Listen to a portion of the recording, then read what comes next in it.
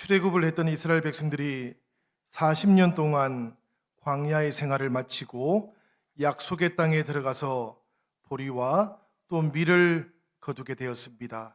그런 곡물을 거두게 되고 먹게 된 것은 하나님의 전적인 은혜였습니다.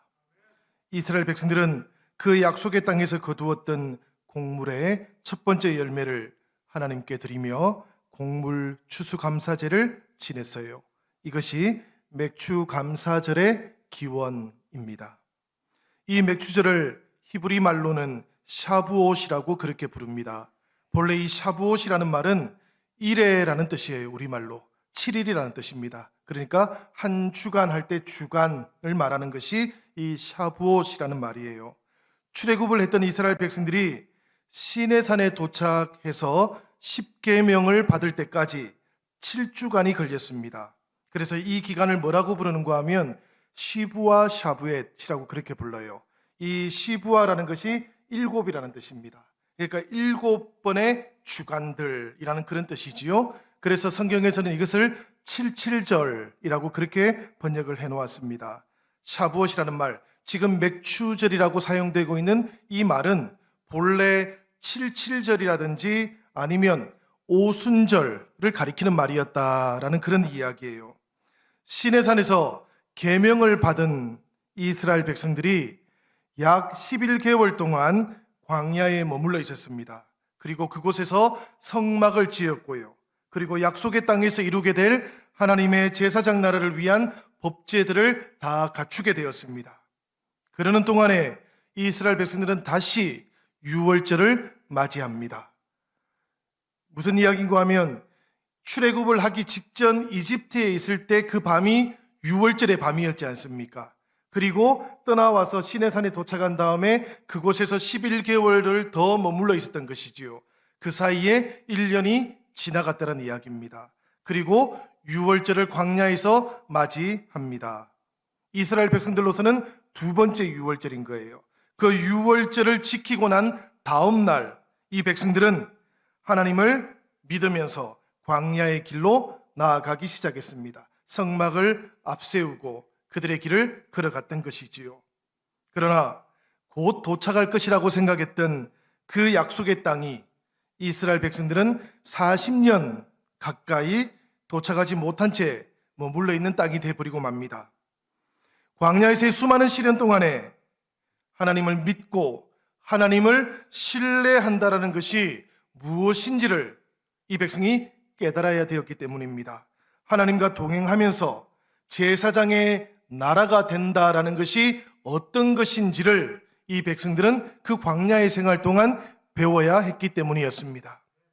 그리고 난 다음에 드디어 약속의 땅에 들어갔어요. 여호수아서 5장 10절에서 12절까지의 말씀을 보면 그 약속의 땅에 들어가는 이스라엘 백성들의 모습이 나오고 있습니다. 이 말씀 우리가 같이 한번 읽어보도록 하지요. 다 같이 읽겠습니다. 또 이스라엘 자손들이 길갈에 진쳤고 그 달 14일 저녁에는 여리고 평지에서 유월절을 지켰으며 유월절 이튿날에 그 땅의 소산물을 먹되 그날에 무교병과 볶은 곡식을 먹었더라. 또 그 땅의 소산물을 먹은 다음 날에 만나가 그쳤으니 이스라엘 사람들이 다시는 만나를 얻지 못하였고 그 해에 가나안 땅에 소출을 먹었더라. 아멘. 우리가 대략 추측해 보기로는 41번째 유월절이었을 겁니다. 이 여리고 평지에서 드렸던 유월절이 41번째였을 것이라고 생각이 돼요. 그러나 동시에 약속의 땅에 들어가서 지켰던 첫 번째 유월절이기도 했습니다. 아마도 금요일이었던 14일 아침에 이 이스라엘 백성들은 이틀치의 만나를 얻기 위해서 광야로 나갔을 거예요. 그리고 그날 저녁부터 안식일이 시작되었습니다. 이스라엘 백성들은 그 여리고 들판에서 유월절을 지켰고요. 그리고 유월절 그 안식일 다음 날 이스라엘은 만나와 함께 가나안 땅에서 거두었던 보리를 볶아서 함께 나누어 먹었다고 성경은 우리에게 알려줍니다. 자신들이 심지 않았던 보리를 추수했던 것이지요. 그리고 난 다음 이 첫 보리를 거두기 시작했던 날로부터 7주간이 지나서 보리 추수가 다 끝나게 되었습니다. 그리고 이 백성들은 다시 밀을 추수할 수 있었어요. 이 밀도 자신들이 심지 않았던 것입니다. 자신들이 뿌리지 않았고 자신들이 수고하고 땀 흘리지 않았던 것이었지만 밀을 추수하게 되었던 것이지요. 그런 다음에 다시 가을이 시작되었습니다. 가을이 되면 지중해에서부터 바람이 불어옵니다. 습한 바람이 불어오면서 비가 시작되지요. 그 가을에 첫 비가 내렸습니다. 이스라엘 백성들은 드디어 직접 보리와 밀을 파종하게 되었어요. 겨울비와 봄비 주시기를 기다리는 삶이 시작되었다는 이야기입니다. 최선을 다하되 그럼에도 불구하고 하나님의 은혜를 기다리는 삶이 시작된 것입니다. 그리고 그들은 다시 유월절을 맞이합니다. 약속의 땅에서 맞이했던 두 번째 유월절, 그 안식일이 지난 첫날에는 이 백성들이 다시 보리를 거두었어요. 그리고 나서 그 첫 열매를 하나님께 봉헌 드렸습니다. 첫 보리를 거둔 7주간이 지나고 난 다음에 이 백성들은 다시 밀을 거두어 드리고 똑같이 첫 번째 열매를 하나님께 드렸습니다. 여러분, 이 보리와 밀은 이집트에서 얻었던 그 식량과는 다른 양식입니다. 이 보리와 밀은 광야에서 오랜 세월 동안 하루하루 생명을 연장시켜준 그 만나와 메추라기와도 다른 양식이에요. 그야말로 하나님께서 인도하신 땅에서 땀을 흘리고 그리고 수고했고 가꾸었던 그 양식입니다. 그 첫 번째 열매를 하나님께 드렸던 것이지요. 그 첫 번째 열매를 드렸던 사람들의 마음은 어떤 마음이었겠습니까, 여러분? 땀과 수고가 담겨 있는 첫 번째 열매였지만, 그러나 하나님의 은혜가 없이는 결코 거둘 수 없던 열매였습니다라는 고백이었을 겁니다. 그들은 비가 오고 땅이 조금 부드러워졌을 때 이 밀과 보리의 씨앗을 뿌리는 것까지는 할 수 있었어요.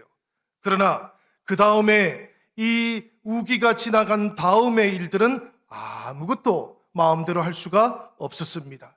그 뿌려진 밀과 보리가 자라게 하고 열매가 되는 것은 오직 하나님의 일이라는 것을 그들은 깨닫게 되었던 것이지요. 그래서 마침내 이 보리에서 씨앗이 나오고 열매를 맺게 되는 것을 보았을 때 그들은 감격했을 것이고, 땀을 흘리고 수고한 우리의 수고도 있지만 이 모든 것은 하나님의 은혜입니다라고 고백할 수 있었던 겁니다. 앞으로도 이 첫 열매를 드리면서 그들은 이런 마음을 가졌던 거예요. 앞으로도 하나님께 모든 것을 맡기면서 살겠습니다. 내 삶뿐만 아니라 나의 자손들의 삶도 하나님께서 보호해 주실 것을, 인도해 가실 것을 믿으면서 신뢰하면서 살아가겠습니다라고 그렇게 고백했던 마음이었던 것이지요. 그렇기 때문에 여러분, 맥주 감사의 근본 정신은 하나님 중심으로 살겠다라는 고백입니다. 먹고 사는 모든 일이 하나님께 달려 있습니다라는 그 신뢰에 찬 고백인 것이지요. 이것이 맥주 감사의 근본적인 정신인 겁니다. 오늘 우리도 한 해의 상반기를 지켜주신 하나님께 이렇게 감사할 수 있기를 바랍니다. 우리가 수고했고요, 우리가 노력했고 땀을 흘렸습니다. 그러나 그럼에도 불구하고 우리의 영역이 아니었던 것들이 많이 있지요. 그 모든 것들에는 하나님의 돌보심이 함께 하셨던 겁니다. 우리의 삶을 지켜주셨던 크고 작은 하나님의 은혜들이 있었다라는 이야기예요. 비록 코로나19라는 이 파도에 실려서 그 크고 작은 은혜들이 다 실려가 버렸던 것처럼 느껴지기도 하지만, 그럼에도 불구하고 하나님께서 변함없이 우리의 삶 가운데 함께 하셨고 그 은혜들과 함께 동행하셨다라는 것을 기억하시기 바랍니다. 위기의 때에 함께 동행해 주신 하나님의 은혜가 있습니다. 사랑하는 여러분, 약속의 구원을 이루어 가실 하나님이 계십니다. 그러니 상반기는 하나님 앞에 감사로 아름답게 매듭을 지으시고, 또 이어질 이 하반기의 삶 가운데에서는 하나님께서 우리에게 주셨던 그 소망 가운데 우리의 삶을 인도해 가실 것을 믿고 신뢰하면서 시작하실 수 있기를 주님의 이름으로 부탁을 드립니다. 오늘 우리가 함께 나누었던 신약 성경의 말씀은 누가복음 17장의 말씀이었지요. 이 말씀에 보면 치유를 받았던 10명의 나병 환자가 나옵니다. 이 말씀에 이 이야기의 전모는 이렇습니다. 예수님께서 예루살렘으로 가시는 길에 갈릴리에서 사마리아로 내려오시다가 한 마을에 들어가게 되셨는데요. 그런데 그 마을에 살지도 못하게 된 나병 환자들이 있었습니다.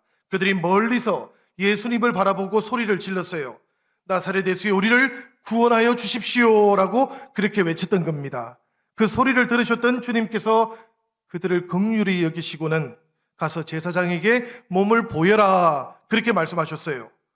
이 10명의 나병 환자들이 제사장에게로 가는 그 길 도상에서 치유함을 받았다, 고침을 받았다고 성경은 그렇게 증언합니다. 그런데 이 놀라운 은혜를 경험한 다음에 주님께로 돌아와서 감사했던 사람은 단 한 사람밖에 없었어요.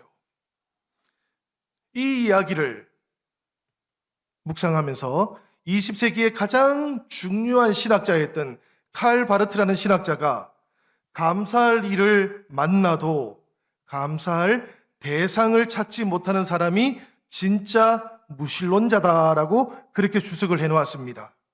여러분, 하나님의 존재를 알지 못하고 믿지 않는 사람이 무신론자지요. 그런데 감사할 대상, 그 감사할 대상을 찾지 못하는 사람이 이와 같다는 이야기예요. 감사가 없고 감사할 대상을 찾지 못하는 사람에게는 하나님이 계시지 않기 때문입니다. 하나님이 존재하지 않기 때문이에요. 그래서 그들은 마치 무신론자와 같다라는 이야기입니다. 예수님께서도 그 9사람을 향해서 이렇게 말씀하셨던 것이지요. 몸이 깨끗해진 사람은 10사람이 아니었느냐? 그 9은 어디에 있느냐? 감사해야 할 9사람을 찾고 계시는 겁니다. 하나님께로 돌아와야 할 9사람을 찾고 계시는 것이지요. 멀리 서서 고쳐달라고 했고요.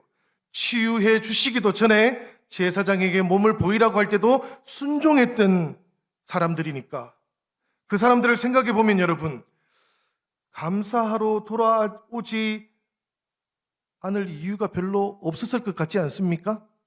믿음으로 그냥 제사장에게 가라 할 때 따라갔던 사람인데요. 그런데 이제 고침을 받았어요. 그들은 도대체 왜 주님께로 돌아오지 않는 것일까요? 남의 이야기처럼 읽어보면 속에서 이런 생각이 저절로 떠오릅니다, 여러분. 그런데 이 말씀을 여러분, 남의 이야기가 아니라 나의 이야기로 내 삶에 적용해 보면 전혀 다른 말씀의 스펙트럼이 우리에게 보여집니다. 무슨 이야기인가 하면 감사할 이유가 있어도 감사를 잘 표현하지 않고 그러다가 조금만 상황이 지나고 나면 그 감사할 이유가 마치 당연했기라도 한 것처럼 받아들이는 내 모습을 발견하기 때문에 그래요. 내가 바로 저 9사람 가운데 한 사람이었구나라는 깨달음을 얻게 되기 때문에 그렇습니다. 나병이 얼마나 끔찍한 병입니까, 여러분? 그 나병이 고침받는 은혜를 받아도 감사하는 사람 10명 중에 한 사람뿐이었다 그럽니다. 감사라는 게 그만큼 쉽지 않다는 이야기예요. 내 안의 감사가 그렇다는 이야기입니다. 10개의 감사할 이유가 있어도 그 중에 한 개도 감사하는 것이 쉽지 않다라는 그런 이야기지요. 지난 상반기를 돌아보시기를 바랍니다. 적어도 우리가 이 정도는 감사하면서 살아오지 않았을까 그런 생각들이 드십니까? 최소한 10명 중에 한 사람이라도 돌아와서 주님께 감사했던 것처럼 내 삶 가운데 10%의 감사라도 존재하고 있는지 돌아보면 이 말씀이 그렇게 낯설게 여겨지지가 않습니다. 아, 이 이야기가 남의 이야기가 아니구나. 바로 우리들의 이야기고 나의 이야기구나 하는 것을 깨닫게 됩니다. 감사하지 못하고 살았던 나의 삶이 드러나 보입니다. 감사할 이유가 크고 작은 이유들이 있었음에도 불구하고 우리들은 생각해 보면 여러분, 지난 상반기의 모든 시간들이 코로나19라는 그 감염병이라는 것들로 다 덮여 있었던 것을 깨닫게 됩니다. 마치 감사할 이유가 하나도 없었던 것처럼 우리는 지금 그렇게 추수감사주일, 이 맥주감사주일을 맞이하고 있는 것이지요. 도대체 이 코로나 시절에 감사제라는 것이 말이나 되는가, 이런 느낌까지도 가지고 있는 성도들도 있다 합니다. 10사람이 아니었느냐, 그 9은 어디 갔느냐라고 물으셨던 예수님의 물음을 통해서 오늘 우리를 향하신 하나님의 생각, 하나님의 마음을 한번 헤아려 볼 수 있으면 좋겠어요. 한 라디오 방송에서 예고 없이 아들이 아버지에게 전화를 하도록 했습니다. 그리고는 전화를 걸어서 아버지 감사합니다, 사랑합니다, 이렇게 말하도록 했습니다. 전화를 받은 아버지들 중에서 가장 많이 보인 반응이 뭔고 하면 아들이 여보세요 아버지 하는데 아버지가 엄마 바꿔주마 그랬답니다. 이게 제일 많은 반응이었다 그래요. 아들이 다시 아닙니다 아버지, 아버지께 드릴 말씀이 있어요. 그리고는 아버지 사랑합니다 그렇게 말했을 때 그 다음으로 많은 반응이 뭐였는가 하면 너 술 마셨냐? 뭐 이랬다 그래요. 아들이 그게 아니고 아버지, 제가 이 말은 전부터 꼭 하고 싶었습니다. 아버지 사랑합니다, 감사합니다 하는데 너 돈 필요하니? 그러시더래요. 물론 모든 아버지들이 이렇게 대답한 거 아닙니다 여러분. 아버지들 중에 이런 대답을 하신 아버지들이 있습니다. 나도 사랑한단다. 그리고 감사하다고 말해줘서 참 고맙구나.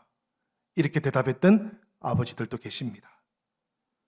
저는 우리 하나님께서 이 어려운 시절들 지나오면서 우리가 감사절을 맞이하고 하나님 앞에 하나님 그럼에도 불구하고 감사합니다. 우리가 비록 감사할 이유들을 많이 찾지는 못하지만 때로는 잊어버렸지만 또 잃어버렸지만 그래도 하나님 지금까지 지켜주신 것이 하나님의 은혜고 또 우리 영신 성도들 단 한 사람도 이 코로나19에 걸리지 않고 건강하게 지켜주신 것도 감사하고 또 모여서 이렇게 예배 드릴 수 있도록 하신 것도 감사하고 흩어져 있지만 우리 사랑하는 성도들 하나님께서 다 보호해 주신 것도 감사합니다. 우리가 그렇게 감사하는 동안 우리 하나님께서도 우리들을 향해서 그래 나도 사랑한단다. 그리고 감사하다고 그렇게 말해주니 나도 고맙구나. 우리 하나님께서 우리에게 그렇게 말씀해 주실 거라고 저는 믿습니다. 우리 시편 50편 23절의 말씀인데요. 그 말씀에는 이렇게 되어 있어요. 감사로 제사를 드리는 자가 나를 영화롭게 하나니 그의 행위를 옳게 하는 자에게 내가 하나님의 구원을 보이리라.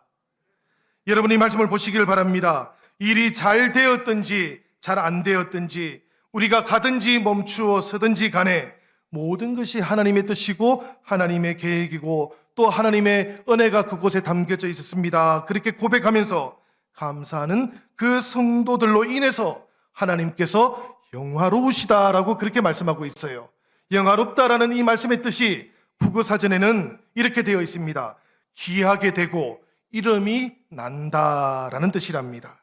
하나님께서 우리의 감사를 통해서 이 세상에서 귀하게 되신다는 이야기예요. 이름이 나게 된다는 이야기입니다. 이 어려운 시절들 속에서도 우리 성도들이 하나님 앞에서 감사할 이유들을 찾고 소박한 일상 속에서 다시 삶을 새롭게 출발하는 그런 모습들을 보여준다면 여러분, 우리의 이웃들에게는 성도들의 또 다른 모습이 보여지게 될 겁니다. 교회가 하나님의 이름을 귀하게 만들고 그 하나님의 이름이 영광스럽게 되는 일이 가장 중요한 소명 아니겠습니까?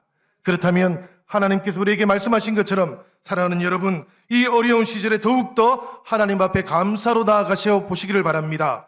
그러면 하나님께서 영화롭게 되시고 우리를 통해서 그분의 이름이 세상 가운데 드러나게 될 줄로 믿습니다. 나를 믿어주니 고맙구나. 나는 어떤 제사보다도 그 마음이 기쁘구나. 하나님께서 그렇게 말씀하시며 우리들 이 상반기를 지켜주셨던 것처럼 하반기에도 변함없이 우리와 동행해 주실 겁니다. 사실 여러분, 감사하는 것이 쉽지 않지요.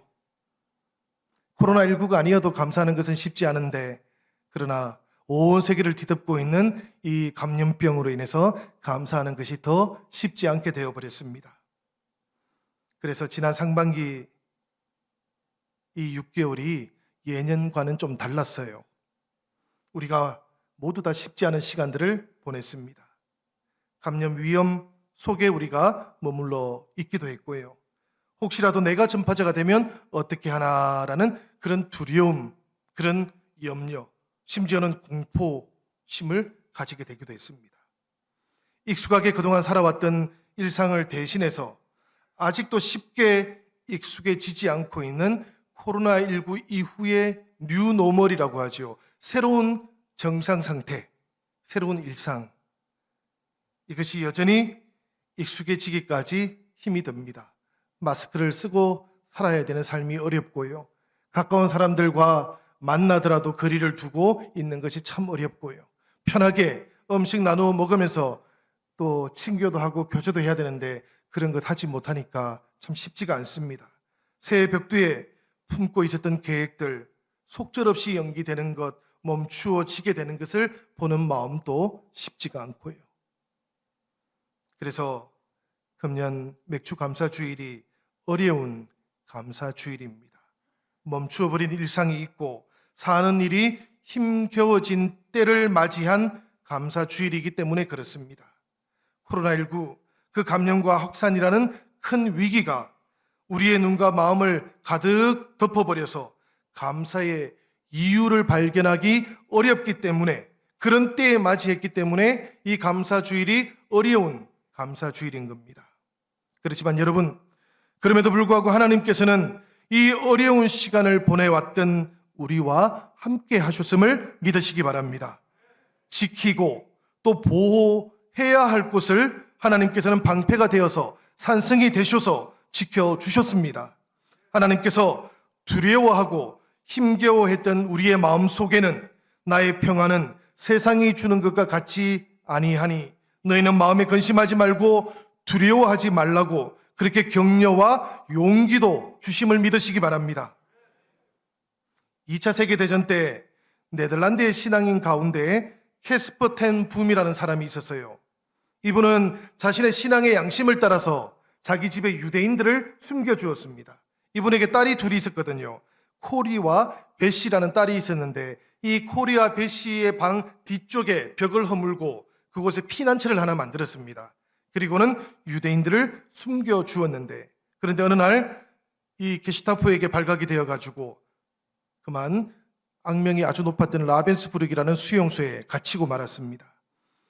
전쟁이 끝난 후에 동생 코리가 이 수용소에서 만났던 하나님, 수용소에서도 자신에게 피난처가 되어주셨던 그 하나님을 기억하면서 신앙을 간증했어요. 그 간증이 피난처라는 The Hiding Place라는 책으로 출간이 되었습니다. 우리나라에도 이 책이 주는 나의 피난처라는 책으로 번역이 되어 있는데요. 그 가운데 한 내용을 제가 여러분들에게 소개를 해드립니다. 수용소의 이야기예요. 꽉 차고 빽빽해서 질식할 정도로 사람이 많은 것 하나님께 감사합니다. 언니 베시가 이렇게 기도를 했습니다. 그리고 나서 하나님, 벼룩으로 인해서도 감사합니다. 이렇게 기도를 하는데 그 옆에서 기도를 듣고 있던 동생 코리가 언니한테 이렇게 말합니다. 벼룩으로 인해서도 감사한다니 나는 그렇게는 못하겠어. 아무리 그래도 나는 벼룩 때문에는 하나님께 감사할 수가 없어. 그렇게 이야기를 했어요. 그러자 언니 베시가 성경의 말씀을 인용하면서 이렇게 대답을 합니다. 범사에 감사라고 하셨지 즐거운 환경에서만 감사라고 하지는 않으셨어. 비록 벼룩이지만 하나님께서 우리를 머물게 했던 이 장소의 일부분이야. 그래서 결국에 동생 코리는 침대 옆에서 언니와 함께 감사 기도를 드릴 수밖에 없었다 그래요. 그 일이 있고 난 뒤에도 몇 달 동안을 코리와 베시는 계속해서 이 수용소에서 하나님께 예배를 드릴 수 있었고 또 가까이 있는 많은 사람들과 성경을 공부할 수 있었다 그럽니다. 그리고 나서 한참이 지났어요. 한참 뒤에야 도대체 왜 이 수용소의 간수들이 코리와 베시가 머물고 있는 그 방에 찾아오지 않았는지를 알게 되었어요. 그 이유를 알게 되었는데 그게 뭔가 하면은 그 방에 유독 벼룩이 많았다는 겁니다. 아주 단순한 이야기지만 이것을 경험했던 코리는 너무나 감격해서 그 이야기를 간증했던 거예요. 여러분, 때때로 우리가 하나님께 감사드리는 감사의 이유는 우리의 생각이나 우리의 판단을 넘어서는 경우들이 많이 있습니다. 그런 때에도 보이지 않는 감사의 이유로 인해서 우리가 하나님 앞에 감사할 수 있는 신앙의 사람이 되면 좋겠습니다. 감사해야 하는 보이지 않는 이유들이 실상은 헤아릴 수 없이 많기 때문에 그렇습니다. 우리의 눈과 우리의 마음에는 보이지 않더라도 하나님께서 우리를 향해서 보여주고 계시는 은혜와 은총이 헤아릴 수 없이 많기 때문에 그렇습니다. 이미 믿음의 선진들은 이렇게 고백을 해왔습니다. 믿음은 바라는 것들의 실상이요 보지 못하는 것들의 증거라. 선진들이 이로써 증거를 얻었노라 라고 히브리서의 말씀은 우리에게 증언하고 있지 않습니까? 이처럼 하나님에 대한 신실한 믿음으로 감사에 보이지 않는 이유들에 대한 증거를 얻었던 사람들이 수없이 많았다는 이야기입니다. 그래서 어려움 가운데에서도 시련 가운데에서도 비록 눈에는 보이지 않지만 감사할 수 있는 이유들을 헤아려서 하나님께 나아갔던 믿음의 사람들이 이미 존재했다라는 그런 이야기예요. 때때로 우리는 감사의 이유를 뒤늦게 깨닫게 되는 경우들이 있습니다. 뒤늦게 깨닫고 그때 하나님께 감사해 보려고 하지만 여러분 이미 그때는 감사의 기회는 지나가 버린 거예요. 그때는 변명할 기회만 남아있지 감사할 기회는 사라지고 없는 겁니다. 그래서 우리가 잘 알고 있는 순교자 보네프 목사님은 저 악명 높은 수용소가 또 있었어요. 플로센비르크라는 수용소가 프라하 근처에 있습니다. 그곳에 갇혀 있던 동안 바깥에 있던 형제 자매들에게 이렇게 편지를 냈습니다. 여러분, 그리스도인과 비그리스도인들의 차이는 세상 속에서 감사하며 살아가는가 그렇지 아니한가 하는 차이뿐입니다 라고 그렇게 이야기했습니다. 생각해 보면 그 수용소 안에서의 삶이라는 것은 감사할 이유는 하나도 없는 것처럼 보입니다. 보네프 목사님 앞에 둘러싸여 있는 것은 사방이 다 벽뿐인 것이지요. 감사할 이유가 없습니다. 그곳에는. 그러나 그럼에도 불구하고 이분은 내가 그리스도인이라는 것은 내가 하나님께 감사하는 사람이다라는 고백을 하고 있는 거예요. 비록 환경과 조건 속에서는 감사할 이유가 하나도 없다 할지라도 그럼에도 불구하고 나는 하나님 때문에 감사하는 사람이라고 그렇게 고백했던 것이지요. 감사의 이유가 내 눈에 보이지 않는다고 해서 감사가 불가능한 것은 아니라는 이야기입니다. 감사의 이유가 보이지 않는 때에도 보이지 않는 감사의 이유들은 여전히 많이 놓여 있다라는 그런 이야기예요. 하나님을 믿고 신뢰한다면 사망의 엄침한 골짜기를 지나가는 동안에도 성도들에게는 감사의 기회가 남아있음을 기억하시기 바랍니다. 사망의 엄침한 골짜기를 지날 때에도 감사의 이유가 내 생각과 내 판단을 넘어서 있을 뿐입니다, 여러분. 그럴 때 오히려 하나님께서는 더욱더 우리를 돌아봐 주십니다. 성도들이, 하나님의 백성들이 사망의 엄침한 골짜기를 지나가는 동안 하나님께서는 더욱더 동행해 주시는 겁니다. 지켜 주시는 거예요. 그때가 바로 내 생각보다 더 높은 곳에서 지켜주시고 또 동행해 주시는 하나님, 그분께 감사해야 되는 시간이기도 하라는 것을 기억하시기 바랍니다. 신앙은 여러분 감사하는 겁니다. 믿고 신뢰한다면 감사할 수밖에 없는 상황이 존재하기 때문입니다. 때로 감사할 이유가 잘 보이지 않을 때에도 그 감사의 이유가 나의 생각과 판단 너머에 있어서 그런 것이라는 것을 이미 알고 있는 성도들은 하나님을 향해서 감사하기를 결코 멈추지 않습니다. 어떤 상황이라고 할지라도 비록 온 세상을 뒤덮고 있는 이 코로나19와 같은 바이러스의 시대라고 할지라도 성도들의 감사를 멈추게 할 수는 없습니다. 환경과 조건 때문에 감사하는 사람들이 아니기 때문에 그래요. 하나님 때문에 감사하기 때문에 그렇습니다. 금년 맥주 감사 주일, 오늘은 분명히 어려운 감사 주일이 맞습니다, 여러분. 그렇지만 이 어려운 감사를 통해서 정말 우리가 발견하기 어려운 그 감사의 이유들이라고 할지라도 우리가 하나님 앞에 이 어려운 마음 가운데에서도 감사하는 것을 통해서 하나님을 향한 우리의 감사 신앙이 한 걸음 더 깊어지시기를 바랍니다. 감사할 수 없어 보일 때 감사하고 감사의 이유가 보이지 않을 때에도 감사의 기회를 붙잡을 줄 아는 그런 감사의 영성을 가지는 성도들 되시기를 바라요. 사람들이 감사제를 만들고요, 축제를 만들었던 이유가 있다 그럽니다. 뭔고 하면 흘러가는 시간에다가 매듭을 짓기 위해서였다 그래요. 옛날에는 지금처럼 시계가 없고 달력이 없었지 않습니까?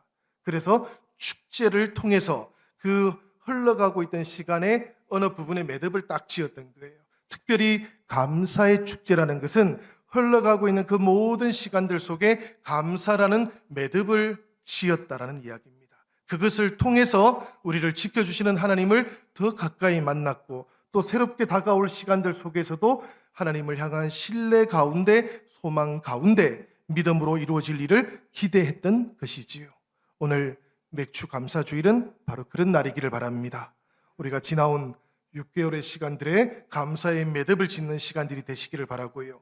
그리고 새롭게 맞이하게 되는 또 다른 6개월, 이 남아있는 하반기의 모든 시간들 동안 하나님께서 때로는 보이지 않더라도 여전히 우리와 동행하시고 때때로 우리가 더 어려워할 때는 하나님께서 더 깊이 동행하시고 지켜주실 것을 믿으면서 그 믿음으로 이루어질 일을 소망하면서 한 걸음씩 나아가는 새 출발의 첫 시간이 되기를 우리 주님의 이름으로 축원합니다.